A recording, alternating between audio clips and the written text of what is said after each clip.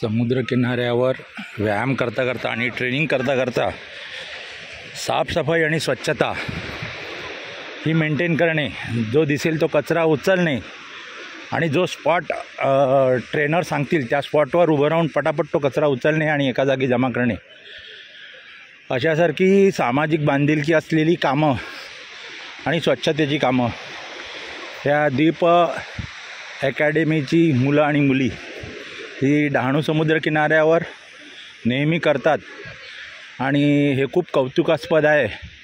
या सर्व मुलांना आणि मुलींना त्यांच्या उज्ज्वल भवितव्यासाठी खूप खूप शुभेच्छा. आणि अशीच ही जी जाणीव आहे स्वच्छतेची, राष्ट्रहिताची आणि आपल्या देशाप्रती, आपल्या भूमावतीप्रती असलेली स्वच्छतेची जाण ही अशीच टिकून राहो. आणि त्यांच्याकडून हा आदर्श घेण्यासारखा आहे सर्वांनी. मी नरेंद्र जोशी, गजानन महाराज मंदिर डहाणू येथील पुजारी.